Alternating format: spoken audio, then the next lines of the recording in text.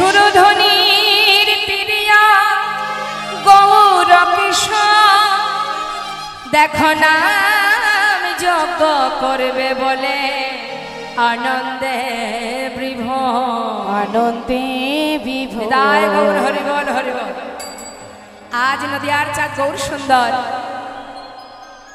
নদিয়ার পথে দাঁড়িয়ে নদিয়ার পথে পথে হরিনাম দিতে দিতে জীবের ঘরে ঘরে হাতে ধরে পায়ে ধরে হরিনাম প্রচার করতে করতে হঠাৎ একদিন তিনি মনে মনে স্থির করলেন যে আমি হরিনাম যজ্ঞ করব। নিতাই গৌর হরি হরিনাম যজ্ঞ।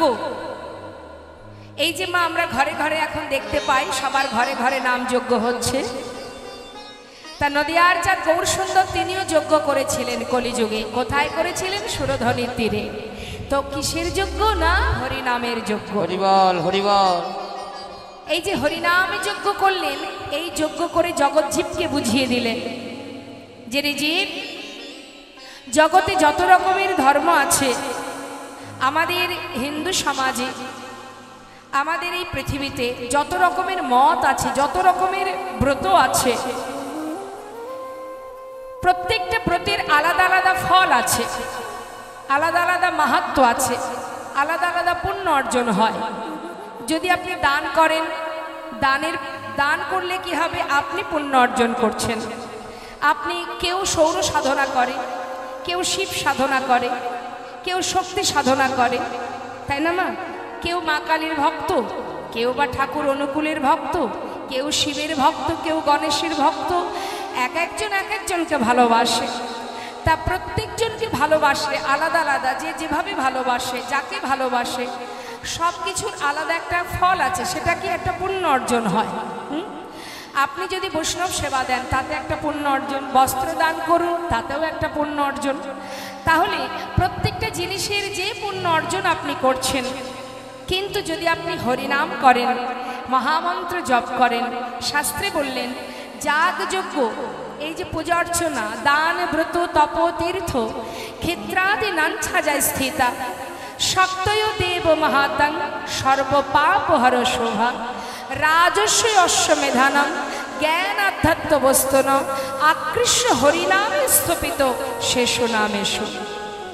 অর্থাৎ যজ্ঞ করো, শক্তি সাধনা করো, তুমি যেটাই করো না কেন, সব কিছুর আলাদা আলাদা ফল। কিন্তু যদি তুমি হরিনাম করতে পারো, তুমি যদি অহরহ হরিনাম জপ করো, এক নামের মধ্যেই তুমি সব রকমের ফল একসঙ্গে লাভ করতে পারবে। নিতাই গৌর হরি বল হরি বল। শাস্ত্রে বললেন নাম ছাড়া কলিজীবের নাহি আর ধর্ম, সর্বধর্ম সার নামেই শাস্ত্র ধর্ম। সমস্ত ধর্মের সার হলো এই মহামন্ত্র হরিনাম সংকীর্তন। সেই কারণে মহাপ্রভু আমার তিনি স্থির করলেন আমি সুরধ্বনির তীরে সাধু গুরু বৈষ্ণবকে নিয়ে হরিনাম যজ্ঞ করব। এটাও কিন্তু জীব শিক্ষা আমাদের জন্য, শিক্ষার জন্য, যে নাম করলে কি ফল পাওয়া যায়। তুমি যে পথে যাও না কেন, যাকেই ভালোবাসো না কেন, তোমার জীবনে মুক্তির পথে তোমার সঙ্গের সাথী হরিনাম ছাড়া আর কেহ নাই। হরি বল। শাস্ত্রে বললেন হরের নাম হরের নাম হরের নামইব কেবলম, কলো নাস্তেব নাস্তেব নাস্তেব গতির অন্যথা। কলিযুগে হরিনাম ছাড়া গতি নাই, গতি নাই, গতি নাই। তাই আজ আমার নিত্যানন্দ প্রভুকে ডেকে গৌর সুন্দর, নিত্যানন্দ প্রভুকে মা আমার সাথে কথা বলুন, ভালো লাগবে, আমারও ভালো লাগবে, আপনাদেরও ভালো লাগবে। নিত্যানন্দ প্রভু গৌর হরি কে হন? দাদা। হ্যাঁ, তো আজ গৌর হরি যখন ভাবলেন যে আমি তো যজ্ঞ করব, তা যজ্ঞ করতে গেলে তার তো অনেক নিয়মাবলী আছে, আমি তো তা জানি না। তিনি তো লীলা করছেন, যেহেতু ছোট ভাই, তাই গুরুজনের কাছ থেকে পরামর্শ নিচ্ছেন। আমরা যদি বাড়িতে কোনো ধর্মীয় কাজ করি মা, আমরা কি করি? যারা গুরুজন আছেন বাড়িতে, তাদেরকে ডেকে তাদের কাছ থেকে পরামর্শ করি না, যে একটু বলে দাও কিভাবে কি করতে হবে। তা আমার গৌর হরিও ঠিক তেমন, তিনি পরামর্শ করছেন কার সঙ্গে? নিত্যানন্দ প্রভুকে নিয়ে। তাই মহাজন পদাবলিতে বলছেন, দেখো আজ আমার প্রভু যজ্ঞ করবেন, হরিনাম যজ্ঞ করবেন বলে তিনি আলোচনায় বসেছেন কার সঙ্গে? দাদা নিত্যানন্দ শনে।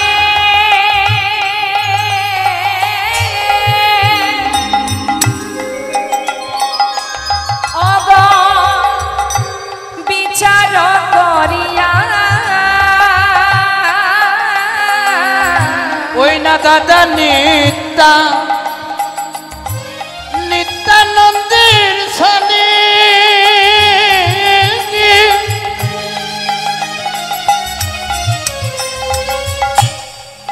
দেখো না বিচার করিয়া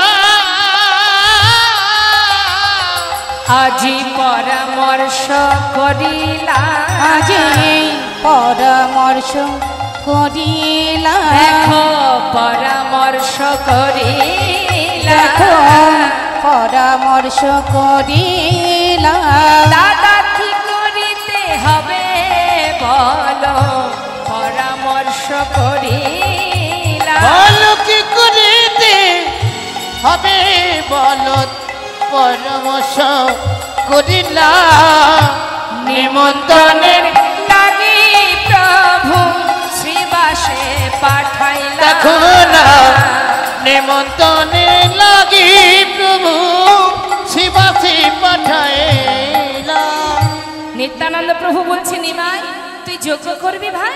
তবে শুনে রাখ, যজ্ঞ যদি করতে হয় সাধু গুরু বৈষ্ণবকে নিমন্ত্রণ করতে হবে। গোটা নদিয়াবাসীকে নিমন্ত্রণ জানা, তোর গুরুদেবকে, তোর সাধু গুরু বৈষ্ণব যত ভক্তবৃন্দ আছে নদিয়াতে সবাইকে নিমন্ত্রণ করবি। সবাই যখন আসবে তাদের সসম্মানে যেভাবে তাদেরকে আদর আপ্যায়ন করতে হয় আমার নেতাই চাঁদ গৌরহরিকে সব শিখিয়ে দিচ্ছেন মা। আর গৌরহরি বলছে, দাদা সেটা না হয় মানলাম, কিন্তু নিমন্ত্রণের দায়িত্বটা আমি কাকে দেব? সাধুগুরু বৈষ্ণবকে নিমন্ত্রণের দায়িত্ব নিত্যানন্দ প্রভু বললেন একমাত্র শ্রীবাসী পারে। গোটা নদিয়াবাসী সাধুগুরু বৈষ্ণবের অলি গলি সবই চেনে সে, তাই ওর উপরে দায়িত্বটা দেওয়া হোক, ওই পারবে সবাইকে নিমন্ত্রণ করতে। নিতাই গৌর হরি বল। এখন শ্রীবাসের উপরে দায়িত্ব পড়ে গেছে মা, নিমন্ত্রণের দায়িত্ব। তা এখন গৌর হরি নিত্যানন্দ প্রভু ডাকছে, শ্রীবাস শোনো, গোটা নদিয়াবাসীকে নিমন্ত্রণ করবে, সাধুগুরু বৈষ্ণবকে নিমন্ত্রণ করবে হরিনাম যজ্ঞের জন্য। তবে নিমন্ত্রণের নিয়ম কি জানো? শুনে রাখো। শ্রীবাস পণ্ডিত বলছে, তুমি বলে দাও প্রভু কিভাবে নিমন্ত্রণ করতে হবে। তা আমার মায়েদের কাছে একবার জিজ্ঞাসা করি, মাগো বাড়িতে যদি কোনো আপনারা শুভ কাজ করেন তো সেক্ষেত্রে আত্মীয় স্বজনকে নিমন্ত্রণ করার জন্য কিভাবে করেন? কিভাবে নিমন্ত্রণ করতে হয়? এখন তো ফোনেই বোধহয় সব হয়ে যায়, তাই না? কি ফোনে নিমন্ত্রণ হয় তো? হ্যাঁ, এখন ফোনেই হয়। তো আগেকার সময় আমরাও দেখেছি যে গলবস্ত্র হয়ে পান সুপারি নিয়ে সকলের বাড়িতে গিয়ে নিমন্ত্রণ পত্র, সেই সাথে পান সুপারি দিয়ে নতমস্তকে নিমন্ত্রণ করেছি, আমরা দেখেছি। এখন যদিও বা সেটা আছে কিনা জানি না। তা নিত্যানন্দ প্রভু শিখিয়ে দিচ্ছেন শ্রীবাস পণ্ডিতকে নিমন্ত্রণের নিয়মটা কেমন। তুমি যে বাড়িতে শুভ কাজ করবে, ধর্মীয় কাজ করবে, সাধুগুরু বৈষ্ণবকে নিমন্ত্রণ করবে, কিভাবে করবে শুনে নাও। কিভাবে জানো? শোনো, পত্রখানি দেবে হাতে, নিমন্ত্রণ পত্র হাতে দেবে, দিয়ে চরণ ধুলি নেবে মাথে, হাতে চরণ ধুলি নেবে মাথে। শিবাস চলে যা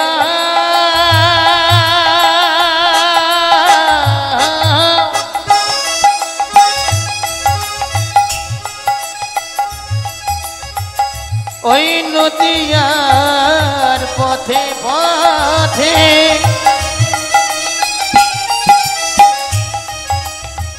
নিমন্ত্রণের পত্র লইয়া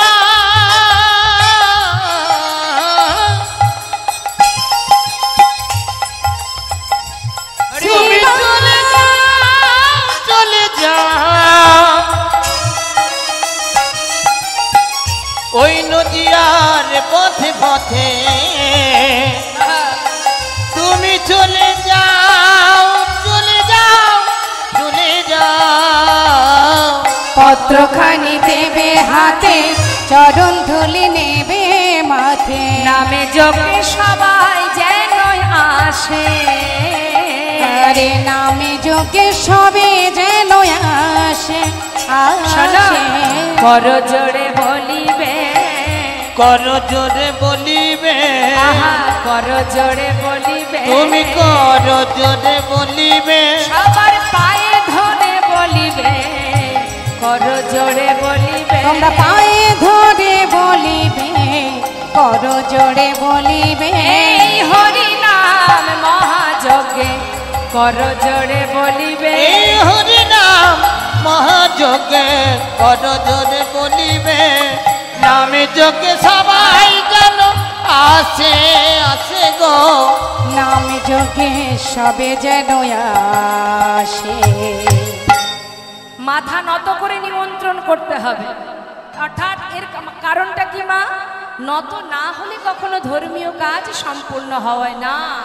আমি যদি মনে করি অপরের সঙ্গে আমার বিবাদ আছে, আমি তাকে বাদ দিয়ে ধর্মীয় কাজ করব, করাটাই শুধু হবে, ফল কিন্তু তুমি কিছু পাবে না। তাই মন থেকে হিংসাকে দূরীভূত করে আগে যে তোমার চিরশত্রু তার বাড়ি আগে যেতে হবে, তার বাড়িতে গিয়ে নিমন্ত্রণ করতে হবে নতমস্তকে, এবং শুধু তাই নয়, আবার সেখান থেকে তোমাকে ভিক্ষা করে আনতে হবে, তবেই তোমার শুভ কাজ সম্পূর্ণ হবে। কখনো কোনো সময় মনের মধ্যে হিংসা নিয়ে কখনো ভগবৎ সেবা ভক্ত সেবা দেওয়া যায় না, সেটা বৃথা হয়ে যায়। শুধু তাই নয়, অনেকে আছে বাবা, দেখবেন কিছু দান ধ্যান করলে মনের মধ্যে অহংকার জন্মায়। আমি 200 বস্ত্র দান করেছি, 500 বস্ত্র দিয়েছি, 50,000 1 লাখ টাকা ডোনেশন করেছি। এই যে নিজের মধ্যে একটা অহংকার, এই অহংকার দূরীভূত হবে। তাতে কি হবে? তোমারই ফল, তোমারই পুণ্য অর্জন। আর দান করার পরে যদি তোমার মধ্যে অহংকার এসে যায়, তাহলে তোমার ওই দান পুরোটাই বৃথা হয়ে যাবে। নিতাই গৌর হরিবল। হরিবল তাই হরিবল। শিখিয়ে দিচ্ছে, পায়ে ধরে করজোড়ে, হাতে ধরে পায়ে ধরে নতমস্তকে প্রণাম করে নিমন্ত্রণ করে এসো। এই কথা শুনে শ্রীবাস পণ্ডিতের আনন্দ ধরছে না। মাগো, শ্রীবাস পণ্ডিত কে? দাপরে কে ছিল?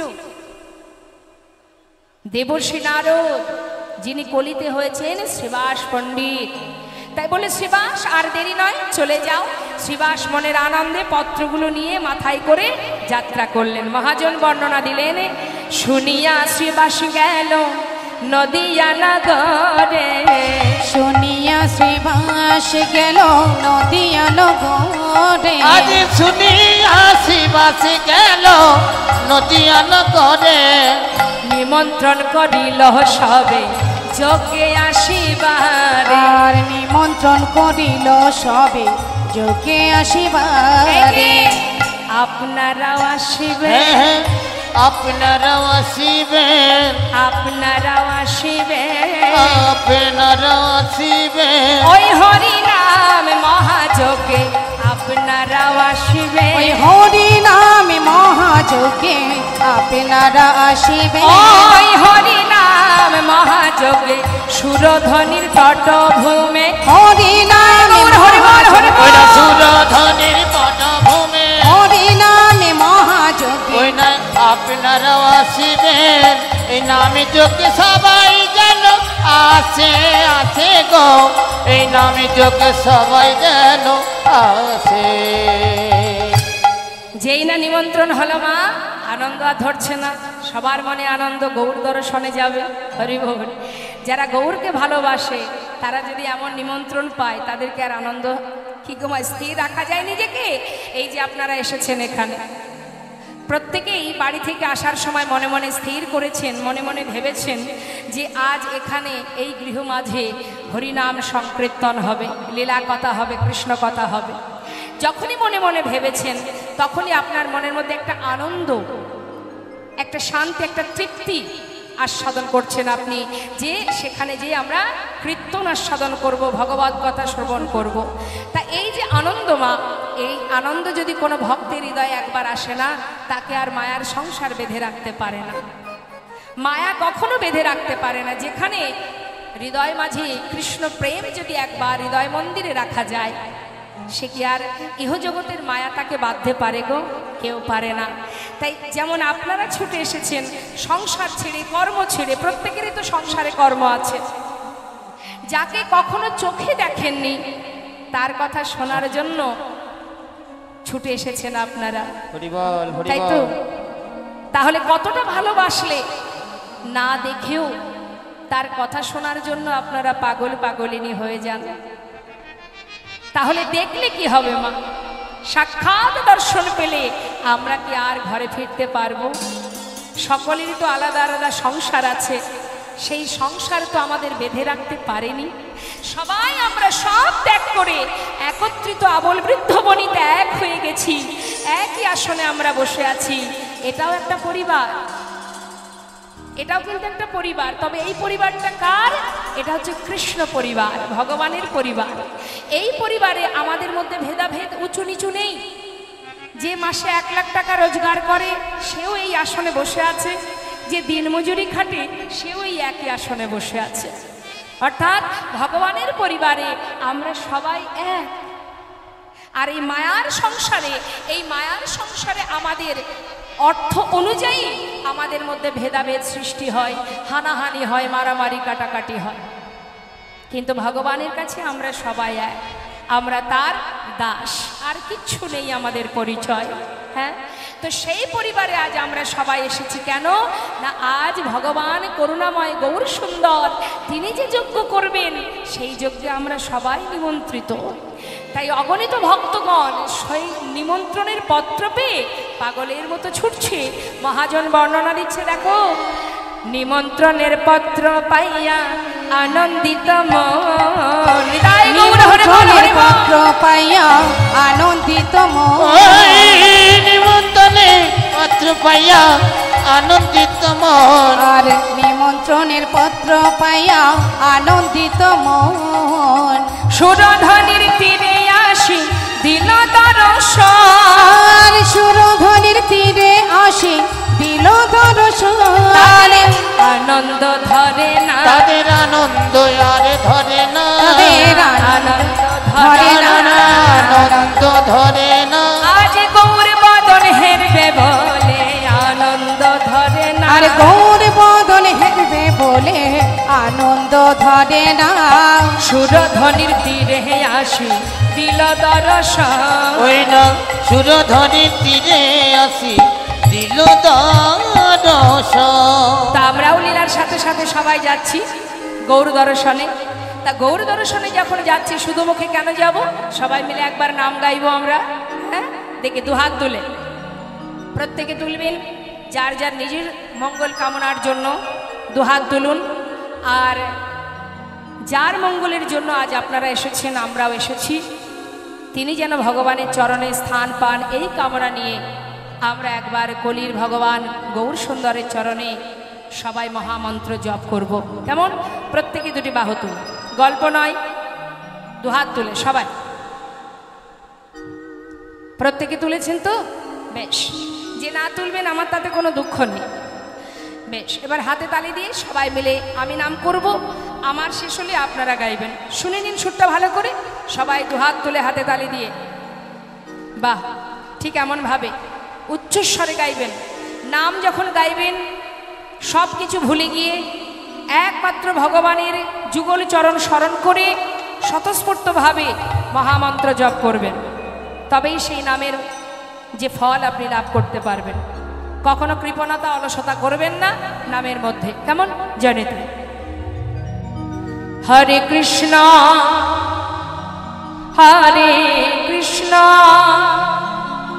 কৃষ্ণ কৃষ্ণ হরে হরে, হরে রাম হরে রাম, রাম রাম হরে হরে। দুহাত তুলে হরে কৃষ্ণ বলুন। বাহ,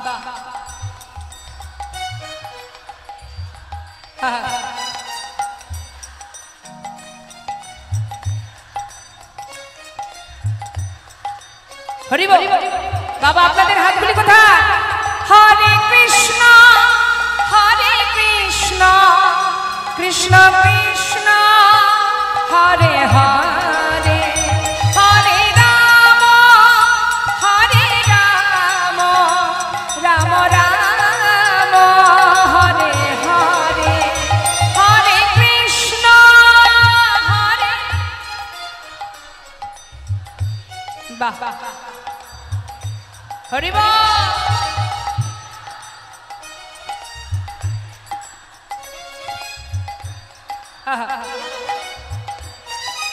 এ হরে কৃষ্ণ নিতাই গৌর হরে হরি হরি কৃষ্ণ কৃষ্ণ হরে হরে হরে রাম রাম রাম হরে হরে হরে কৃষ্ণ কৃষ্ণ কৃষ্ণ হরে হরে হরে রাম রাম রাম হরে হরে হরে কৃষ্ণ কৃষ্ণ কৃষ্ণ হরে হরে হরে রাম রাম রাম হরে হরে। সবাই মিলে মনের আনন্দে নাম গাইতে গাইতে সুরধ্বনি তীরে এসে পৌঁছালেন। মহাজন লীলার পাশে দাঁড়িয়ে বললেন, দেখো দেখো নয়ন ভরে গোরার সকলে হেরিল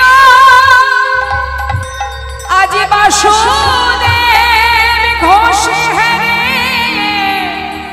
যেন প্রভাস তীর্থ যে হইল বাসুদেব ঘোষ কহে যেন প্রভাস্থিত যে হইল। জনতা জগৎ মহাজনী পদাবলী দিয়ে আমরা গৌর কথা শ্রবণ করলাম, গৌর চন্দ্রিকা আস্বাদন করলাম। এবার আমরা চলে যাব সবাই মিলে লীলা কথায়। তো সেই সঙ্গে যারা বরণ করবেন বলে বসে আছেন আপনারা আসলে আস্তে আস্তে আসুন আসুন, আমরা ছোট্ট করে একটু জামালি আস্বাদন করি, তারপরে আমরা বৃন্দাবনে যাব।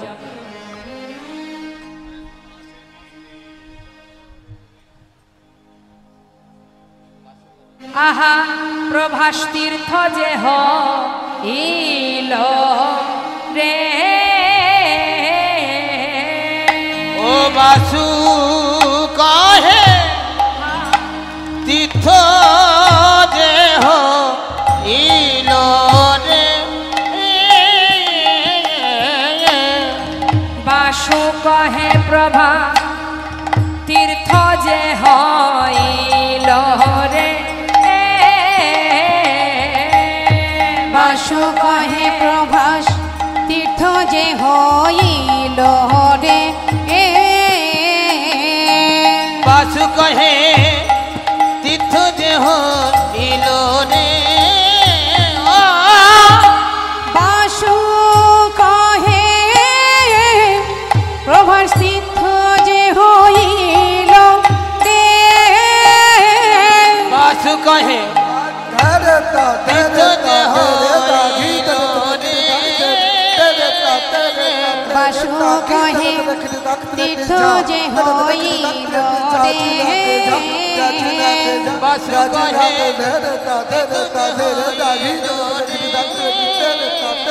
বাসু কহে তীর্থ যে হইল রে বাসু কহে তীর্থ যে হইল রে বাসু কহে তীর্থ যে হইল রে বাসু কহে তীর্থ যে হইল রে বাসু কহে তীর্থ যে বাসু কহে প্রভা তীর্থ যে বাসু কহে প্রভা তীর্থ যে হইল রে বাসু কহে প্রভা তীর্থ যে বাসু বাসু কহে তীর্থ যে হইল রে বাসু কহে তীর্থ যে বাসু কহে তীর্থ যে হইল রে বাসু কহে তীর্থ যে হইল রে বাসু কহে তীর্থ যে হইল রে বাসু কহে তীর্থ যে হইল রে বাসু কহে তীর্থ যে হইল রে বাসু কহে তীর্থ যে হইল রে বাসু কহে তীর্থ যে হইল রে ও বাসু কহে তীর্থ যে হইল রে হে বাসু কহে তীর্থ যে হইল রে বাসু কহে তীর্থ যে হইল রে বাসু কহে তীর্থ যে হইল রে বাসু কহে তীর্থ যে হইল রে বাসু কহে তীর্থ যে হইল রে বাসু কহে প্রভা তীর্থ যে হইল রে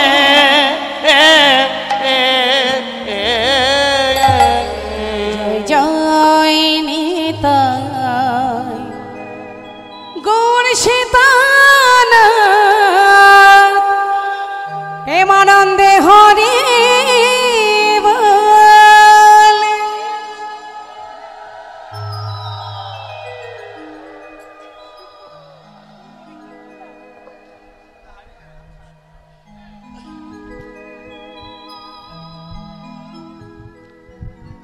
মায়েদের একবারে উলুধ্বনি উলুধ্বনি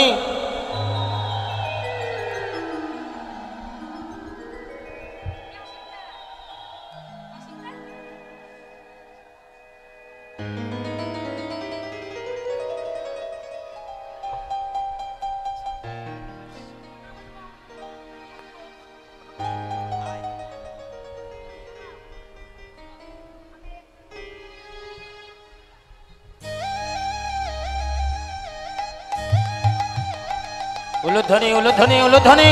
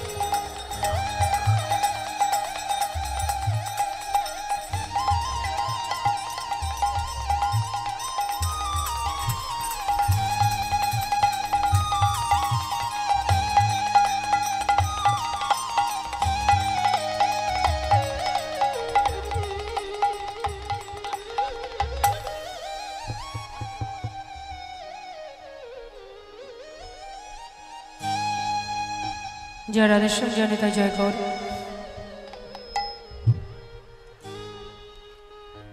এই যে অন্নবস্ত্র দান,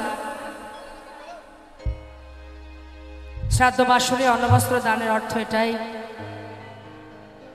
তিনি আবার মনুষ্যকুলে জন্ম পেলে যে কুলেই জন্ম পাক না কেন যেন কখনো তার অন্ন বস্ত্রের অভাব না থাকে, এই কামনা নিয়েই তার সকল আত্মীয় পরিজন সন্তান পুত্র কন্যা সবাই মিলে এই হরিবাসরে সাধুগুরু বৈষ্ণবের এই হরিবাসরে বস্ত্র দান করতে হয়, এটাই নিয়ম।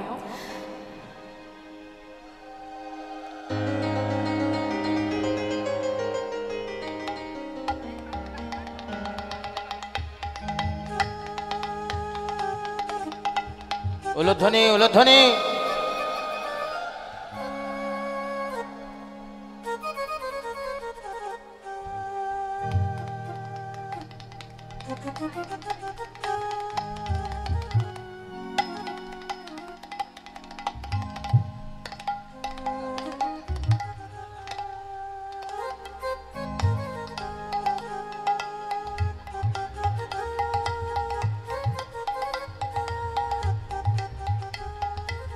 জয় রাধে জয় রাধে। চলুন আমরা সবাই মিলে বৃন্দাবনে যাই, অনুধ্বনি হরিধ্বনি করে আমরা একটা ভজন গান শুনতে শুনতে বৃন্দাবনে প্রবেশ করব। নিতাই গৌর হরি বল জয় রাধে শ্যাম রাধে রাধে। চলুন আমরা একটা ভজন শুনবো আর শুনতে শুনতে লীলায় যাব। বৃন্দাবন ধাম আচ্ছা অপার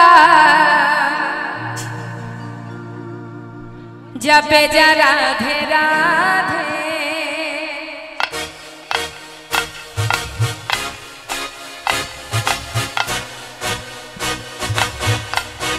जय राधे, हाथे ताली দিয়ে সবাই মিলে রাধে শ্যাম।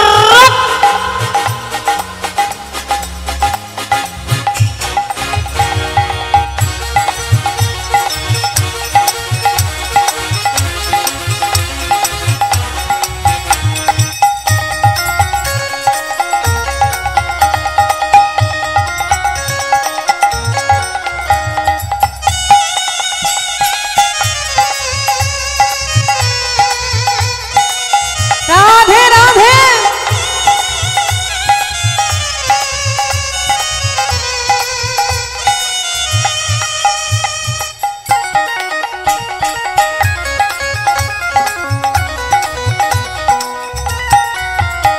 বৃন্দাবন ধাম, বৃন্দাবন ধাম অপার জপে যা রাধে রাধে। ও বৃন্দাবন ধাম, বৃন্দাবন ধাম অপার জপে যা রাধে রাধে। जपे जा राधे राधे, भजे जा राधे राधे। जपे जा राधे राधे भोजे जा राधे राधे। राधे अलबेली, अच्छा। राधे अलबेली सरकार। ओ जपे जा राधे राधे, राधे अलबेली, राधे अलबेली सरकार जपे जा राधे राधे। राधा रानी की जय वृंदावन धाम की जय।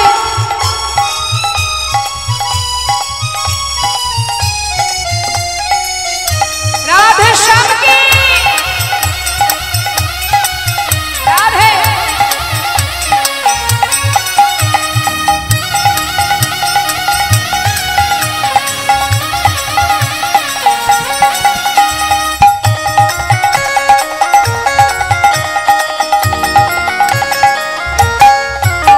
जो राधा राधा गावे, वो प्रेम पदर खा पावे।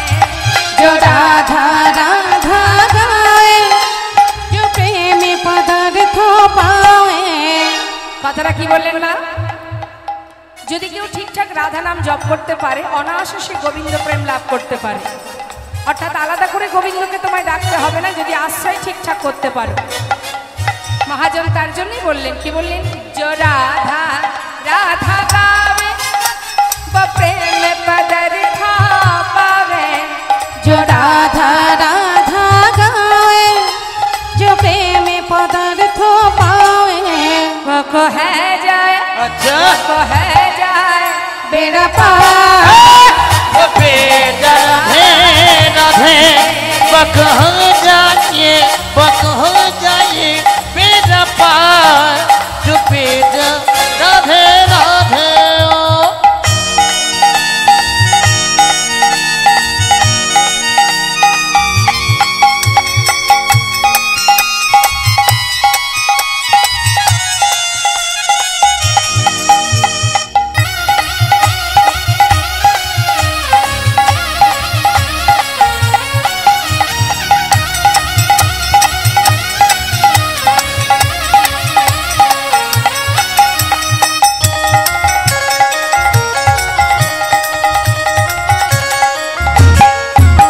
ओ जो राधा नाम न हो तो रसराज बेचारा रोता।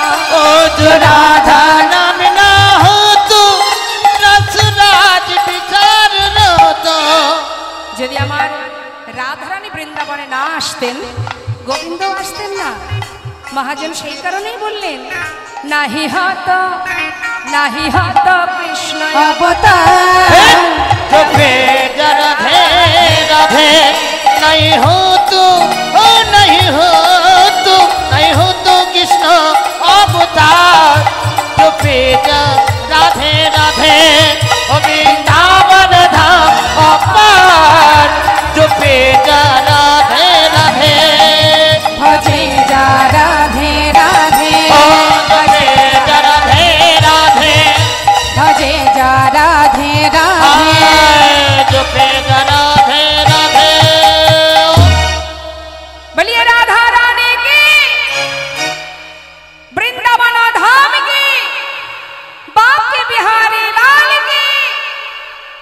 নিতাই গৌর হরিবল, জয় রাধেশ্যাম। যারা দূরে আছেন বা চেয়ারে বসে আছেন, দাঁড়িয়ে আছেন, আপনারা কি হাত তুলবেন না? ভাবছি আমরা চেয়ারে বসে আছি, আমরা হাত তুললে লোকে বলবে কি? উঁচুতে দেখুন, যে যেখানে বসে আছেন তাতে কোনো দুঃখ নেই। যেহেতু এখানে হরিনাম কৃষ্ণ নাম হচ্ছে, আমি বলবো সংসারে তো আর ভগবানের নাম করারও সময় নেই, শোনারও সময় নেই। একমাত্র এই হরিবাসরে সাধুর বাজারে বসেছেন, এটা আপনার উপযুক্ত সময়। এই সময়টা যদি একটু কাজে লাগানো যায়, এই সময়টা কাজে লাগালে একটু হলেও তো কিছু না কিছু আমরা ভগবানের কর্ম করতে পারবো বা কিছু ভক্তি আমরা অর্জন করতে পারবো। তাই এই সময়টা হেলায় নষ্ট করবেন না। সংসারের কাজের যেমন ত্রুটি রাখি না আমরা, তেমন আমাদের নিজেরও তো কিছু কাজ আছে মা, সে কাজটাও তো করতে হবে। এসেছি তো আর অন্যের জন্যই শুধু নয়, এই সংসারে মনুষ্যকুলে জন্ম পেয়েছি শুধু অন্যের ভালো করব এই জন্যই শুধু নয়, নিজেরও কিছু কর্ম আছে, সেটাও করতে হবে।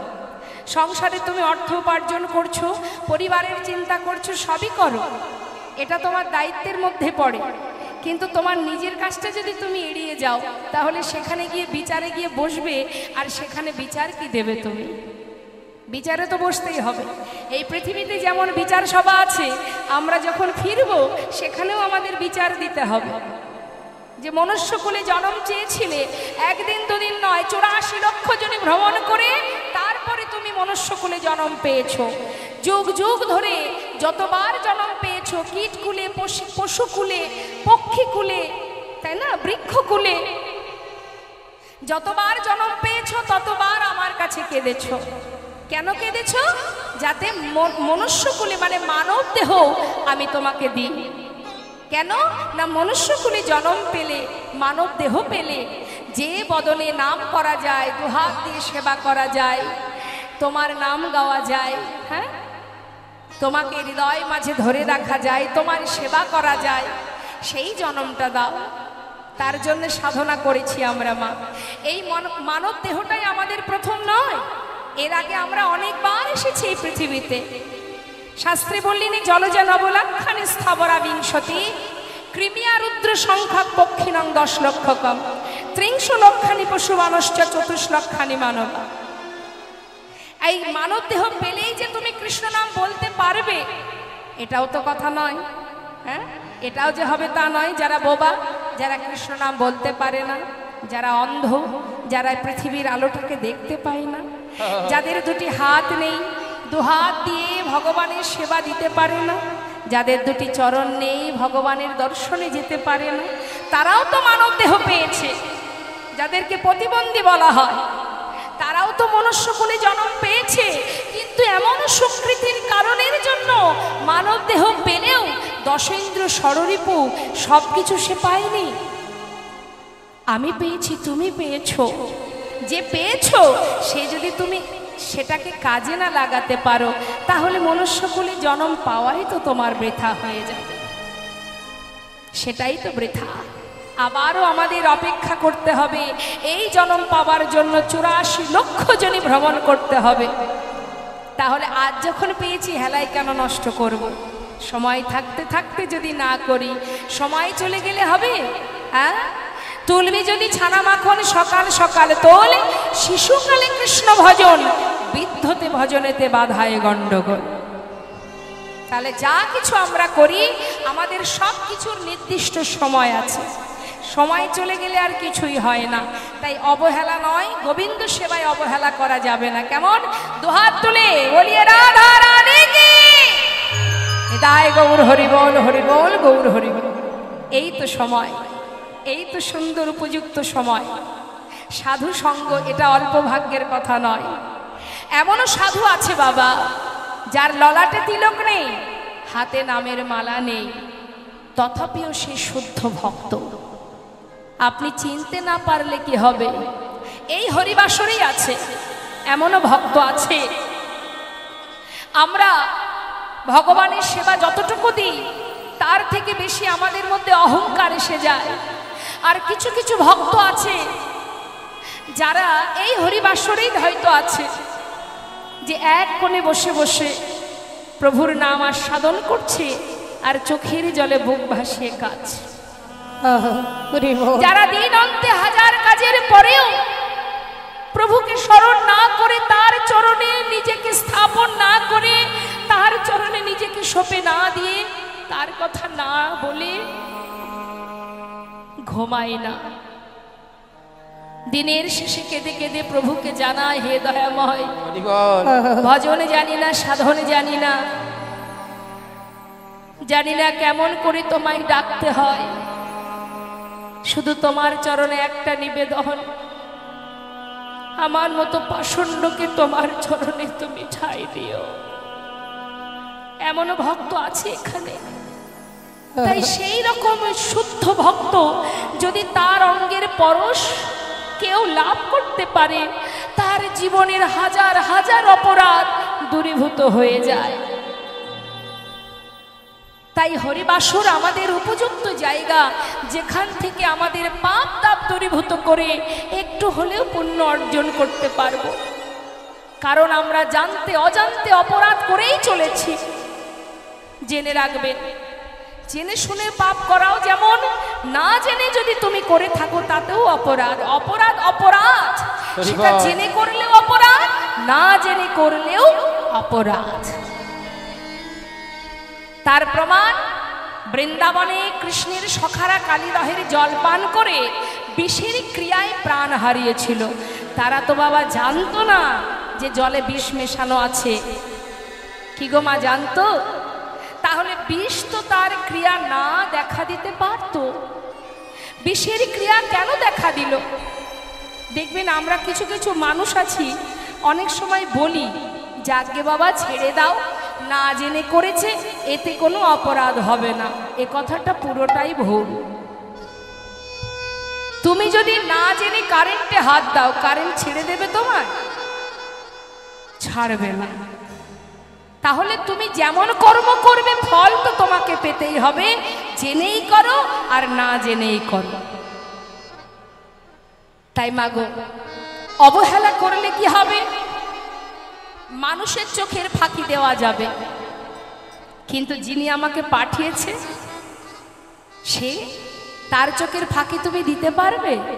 সে তো সাক্ষাৎ, সে তো চৈতন্য, সে তো চেতনা, যেটা আমাদের মধ্যে আছে।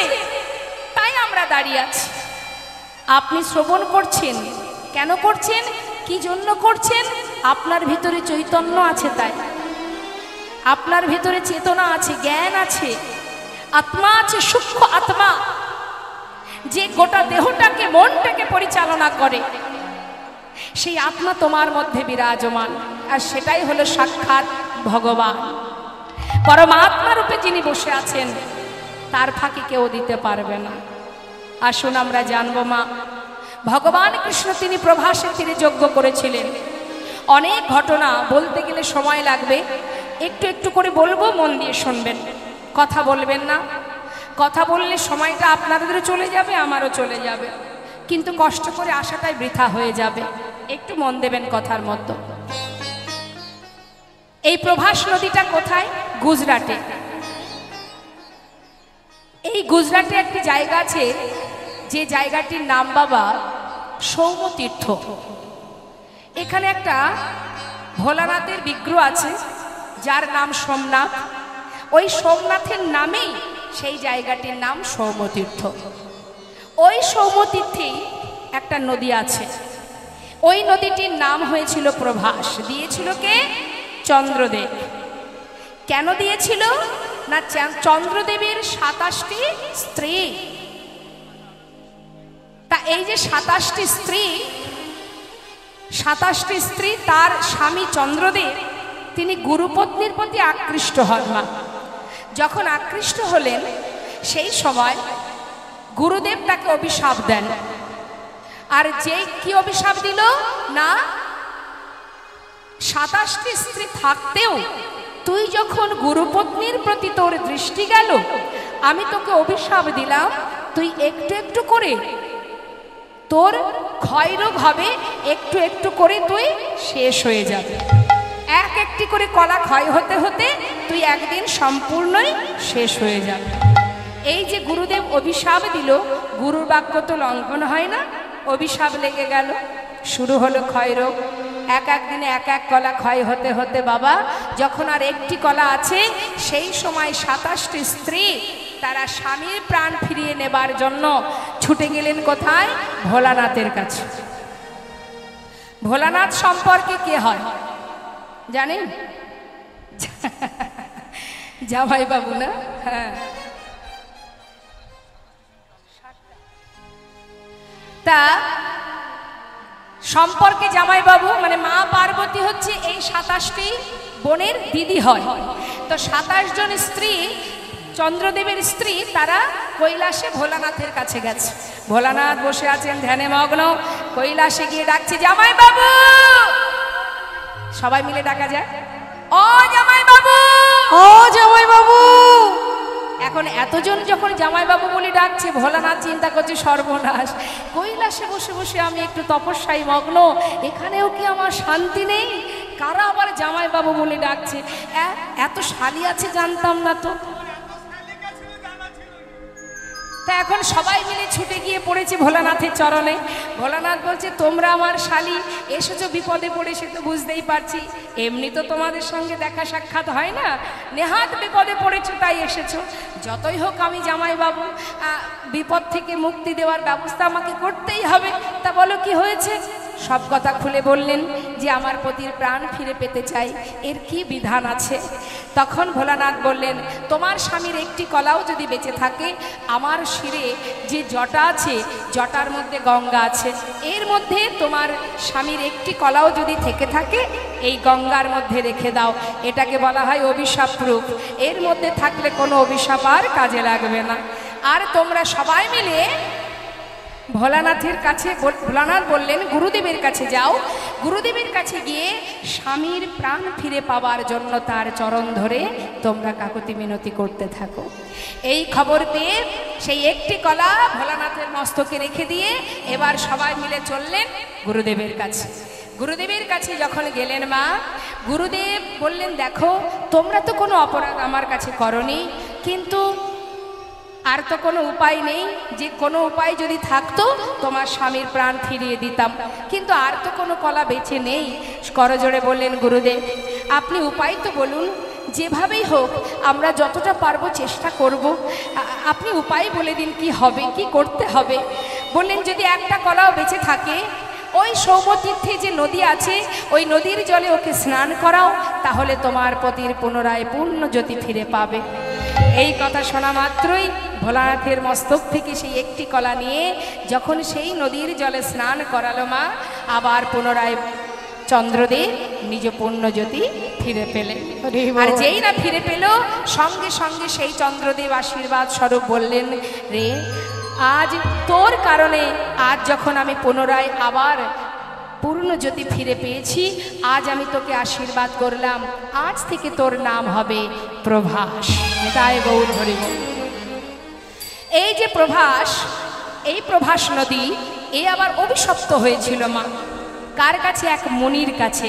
মুনিপুত্র গিয়েছিলেন জল পান করতে। সেই সময় ওই নদীর মধ্যে যে কুমির ছিল, সে ওই সন্তানকে জলের মধ্যে নিয়ে তাকে খেয়ে ফেলে।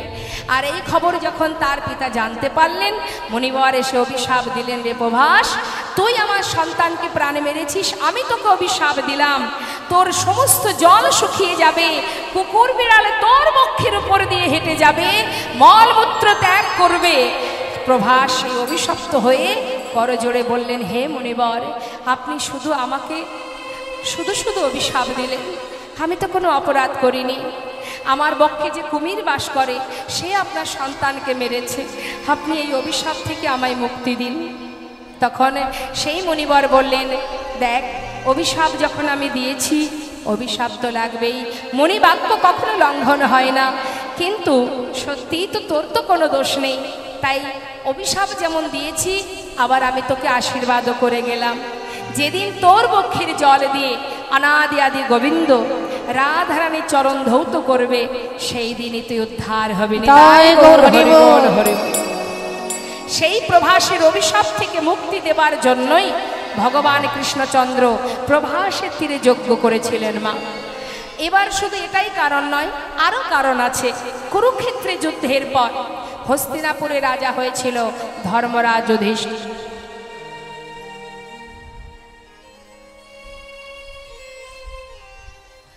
ধর্মরাজ যুধিষ্ঠির যখন রাজা হলো মা, রাজা হবার পর ভগবান কৃষ্ণচন্দ্র তিনি রথের উপরে উঠে বসে কুন্তী পিসিমাকে ডাকলেন, পিসিমা এদিকে এসো। পিসিমা, তোমার ছেলে হস্তিনাপুরের রাজা, জীবনে এত কষ্ট পেয়েছো, এত দুঃখ পেয়েছো, আজ সমস্ত দুঃখের অবসান ঘটে গেছে, আর তো তোমার কোনো দুঃখ নেই। তো পিসিমা এবার আমি যাই, আমাকে বিদায় দাও। কুন্তী পিসিমা মনে মনে ভাবছে, মা যে এতদিন কৃষ্ণ আমাকে ছেড়ে যাবার কালে আমাকে বলতো আমি আসি, আর আজ কেন এমন কথাটা বলল? আমি যাই, যাই শব্দের অর্থ সে আর ফিরবে না। দেখবেন আমরাও কখনো কখনো বাড়ির বাচ্চা যদি ভুল করে বলে মা যাই, মা বলে বাবা যাই বলিস না, বল আসি। আসি অর্থাৎ সে আবার আসবে, যাই কথাটা বলে কখনো বাড়ি থেকে যেতে নেই। তা যখনই কুন্তী পিসিমাকে বলেছে, কুন্তী পিসিমা মনে মনে ভাবছেন কৃষ্ণ তো কখনো এমনটা বলে না, তবে আজ সে চলে যাবে বলে, চিরতরে আমার কাছ থেকে বিদায় নেবে বলেই এমন কথাটা বলল।